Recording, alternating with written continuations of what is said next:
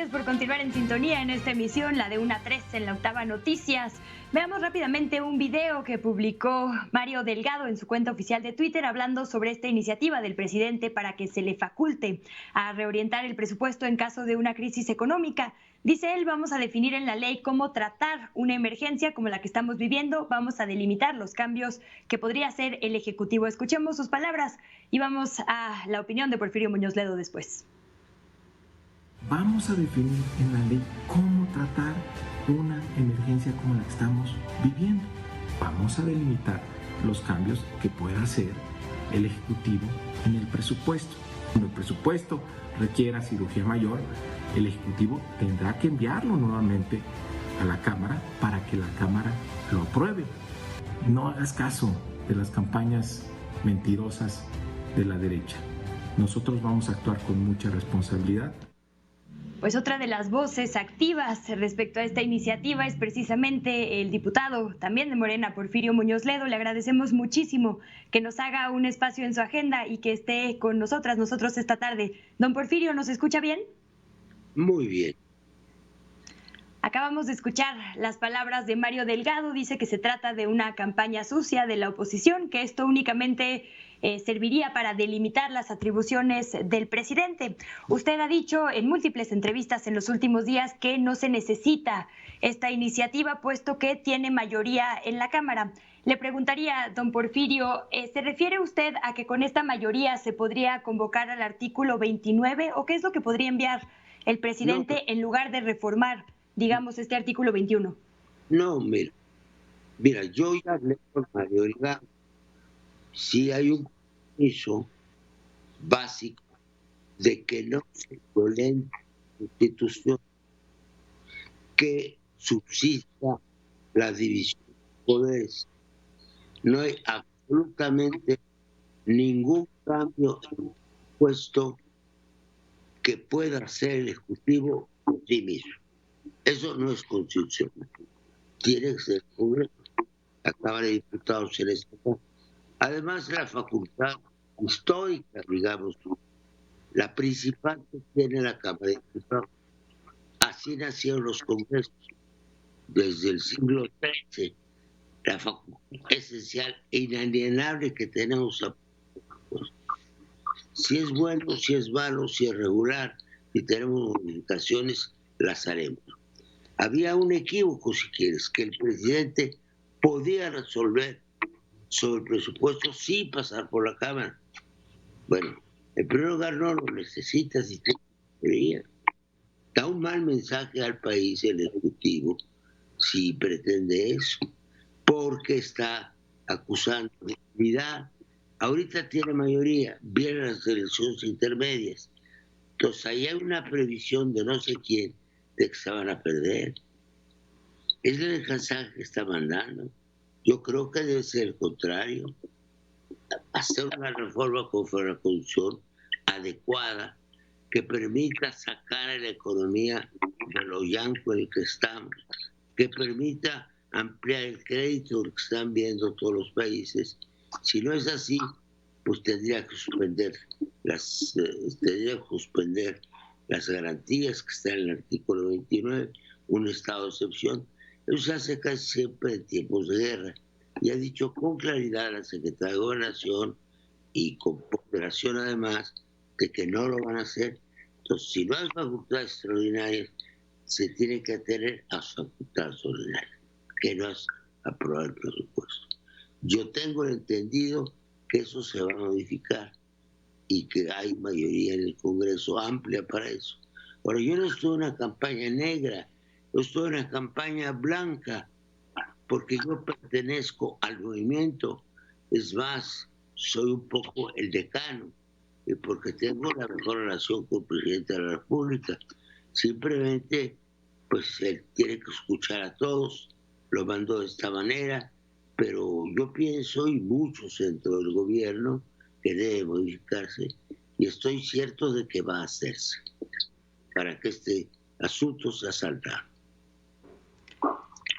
El problema, don Porfirio, con que esta iniciativa se votara tal y como está, no solo es, digamos, usted dice que manda la señal de que podría haber un indicador de que se perdería la mayoría en la siguiente elección y por eso se quiere asegurar, digamos, la capacidad operativa desde el Ejecutivo, pero también lo dejaría ahí para que futuros presidentes puedan entonces decidir qué hacer en caso de lo que ellos o ellas, en caso de que así lo fuere, consideren una emergencia.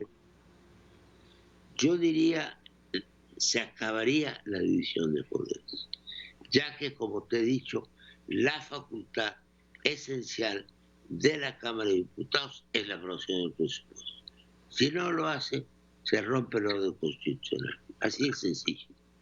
Ahora, esta mañana decía el presidente en la conferencia matutina que si comparamos los presupuestos aprobados y ejercidos de administraciones anteriores son bastante distintos, es decir, que anteriormente otros titulares del Ejecutivo sí han modificado el presupuesto, pero no de forma transparente. ¿Estaría usted de acuerdo? Pues la falta de forma transparente es que le han dado órdenes al Congreso porque han tenido mayoría. Luego, por desgracia, en la época de la partidocracia, cuando no había mayoría de ningún partido, pues hacían los presupuestos presidentes y tomaban tajada a todos los partidos. Lo fundamental de las partidas del reacomodo son los gobiernos de los estados, porque hay una transferencia, una participación en los gobiernos de los estados.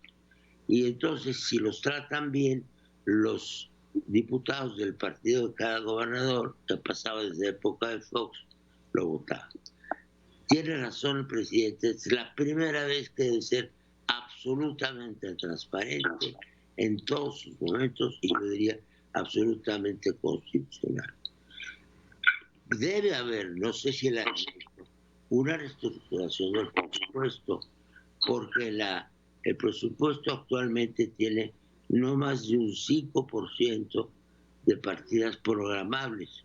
Las no programables son la deuda externa o interna, sus intereses, las obras no construidas que o no acabadas son muchísimas, y que dejan tirar a los gobernadores y que tienen que seguir pagando, ese tipo de cosas. Y el otro 78-80% es la nómina. Pues mientras no sea una reforma administrativa en serio, que es lo que este país necesita a gritos, pues tendrá que cargar el gobierno con la nómina. Pues no se puede hacer otra cosa. No vamos a emplear, a desemplear lo que ya está empleado. Hay que correr a los funcionarios de los empleados. Eso no puede ser a los soldados, o a la marina, o a los bomberos, o lo que tú quieras. Entonces, si hay una reforma administrativa en serio que no se ha hecho hasta ahora, en la que me gustaría participar, porque durante años fui presidente de la Comisión Nacional de Administración, sería magnífico. En suma, no puede haber una reforma constitucional sobre el presupuesto que le dé facultades al presidente para no enviar al Congreso.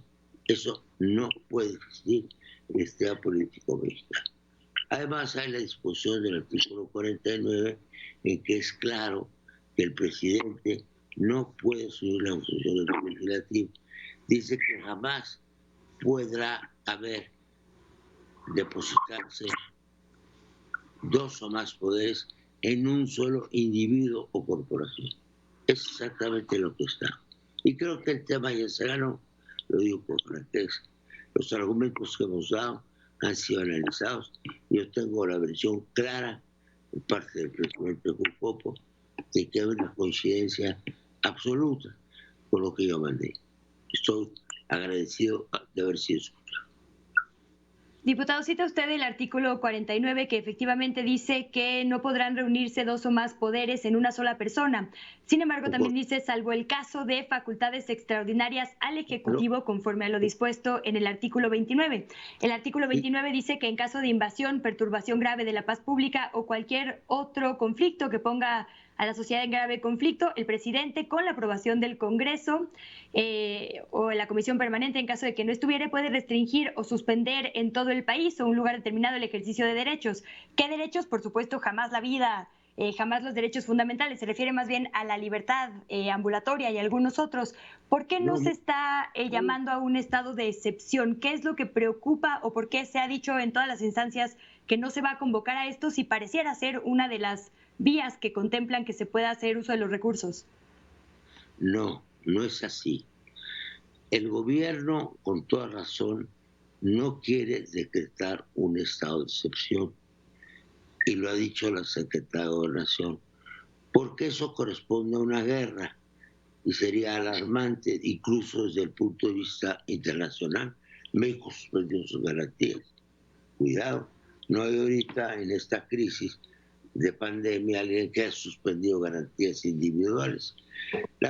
El artículo 29 trae una lista de las que no son suspendibles. Es una reforma hace 10 años. Bueno, hay otra pregunta que seguramente se han hecho. Lo voy a decir con cuidado.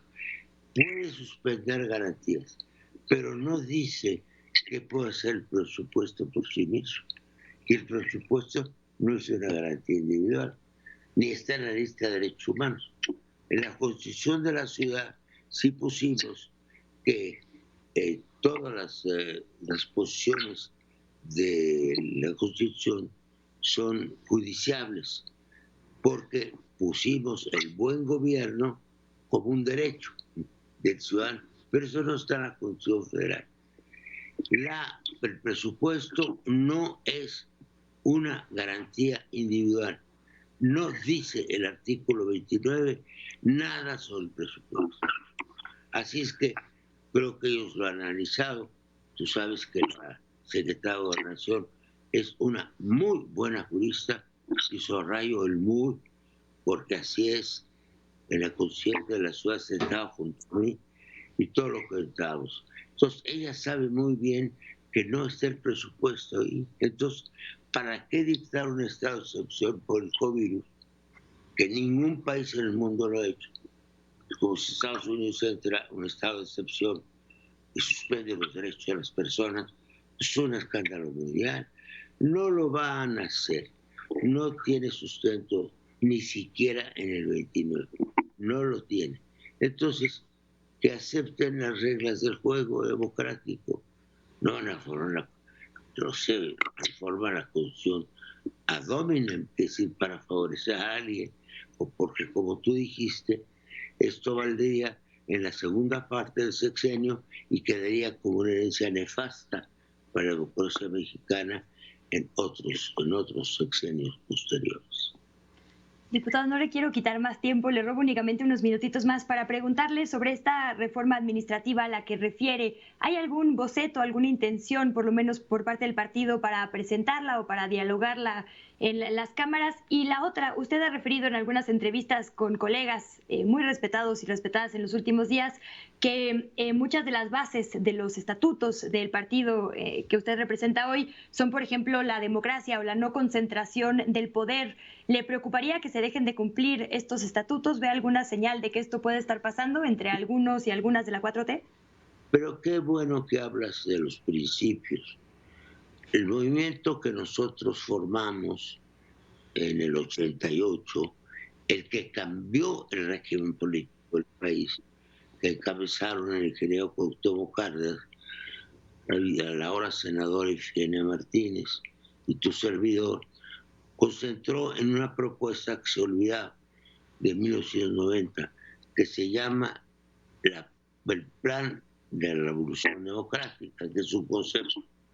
Y tengo un libro, por cierto, que analiza todos los planes que se han hecho después. Todos han contemplado respecto a la Constitución, pero también una nueva constitucionalidad. Desde el año 2006 el presidente había planteado una cuarta república mexicana. Pero bueno, las condiciones actuales no lo permiten. La situación es muy cambiante, muy difícil, hay enfrentamiento de grupos, no conviene. Estamos reafirmar los preceptos democráticos que tiene la Constitución. Segundo, Morena nació como un movimiento con prácticas democráticas internas. Cuando empezó el movimiento, nosotros creamos en la Cámara, yo de diputado, un grupo, el grupo del movimiento se llamaba, que todavía no tenía nombre, quedamos 27. Yo presidí ese primer grupo. Y tenemos una línea desde entonces que no ha cambiado fundamental. ¿Te refieres a la 4T? Bueno, la 4T quedaría pues, destruida como proyecto nacional porque comenzaríamos una reforma constitucional absurda. La 4T no contiene esa visión.